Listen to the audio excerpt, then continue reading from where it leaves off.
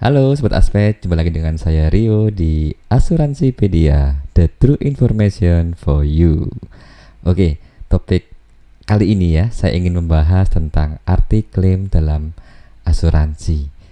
Teman-teman di sini tahu nggak tentang klaim asuransi, dan mungkin sudah sering banget ya dengar kata klaim. Oke, dalam bahasa Indonesia, klaim adalah sebuah permintaan resmi ya, ini kepada perusahaan asuransi untuk meminta pembayaran berdasarkan ketentuan polis asuransi. Nah, klaim asuransi ini diajukan dan akan ditinjau ulang oleh perusahaan untuk validitasnya, dan kemudian dibayarkan kepada pihak tertanggung setelah disetujui.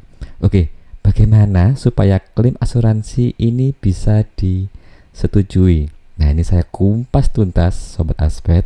Yang pertama, saya ingin membahas tentang bagaimana klaim asuransi jiwa dalam sebuah polis asuransi. Nah, ketika kita membeli polis asuransi, kita awalnya harus tahu nih manfaat polis asuransi tersebut apa ya, dan apakah terdapat perlindungan jiwa. Kemudian kita harus tahu berapa nilai pertanggungan yang kita miliki. Biasanya pada umumnya asuransi terdapat unit link ya, hampir 95% terdapat asuransi jiwa atau proteksi jiwa.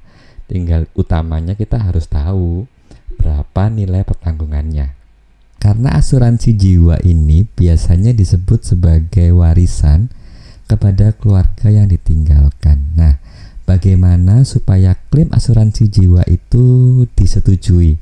Yang pasti kita harus cek nih apakah tertanggung yang tertulis di buku polis ini sesuai dengan seseorang yang tutup usia.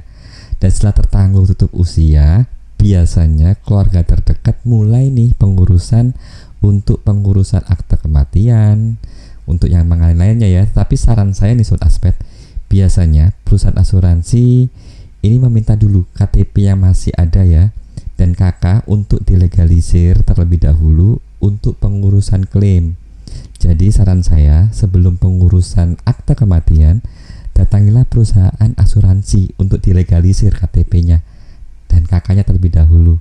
Karena jika kita mengurus akte kematian, otomatis KK dan KTP akan dicabut ya untuk yang tutup usia ini. Nah, syarat umum untuk pengurusan klaim asuransi jiwa, yang pertama kita harus isi form kematian ya teman-teman. Yang kedua, fotokopi KTP dan KK yang sudah dilegalisir. Yang ketiga, akte kematian dari Dispen Dukcapil. Dan yang keempat, foto buku rekening halaman depan untuk penerima manfaat, yaitu ahli waris. Dan yang terakhir, KTP dan KK si penerima manfaat. Oke, cukup mudah ya Sobat Aspek. Untuk episode yang kedua, saya akan membahas tentang klaim asuransi kesehatan supaya dibayarkan, dan cara cerdiknya bagaimana ya. Oke, jangan lupa like dan subscribe untuk channel YouTube ini. Saya akan membagikan semua tentang asuransi. Jumpa lagi dengan saya Rio di Asuransipedia, the true information for you. Dadah.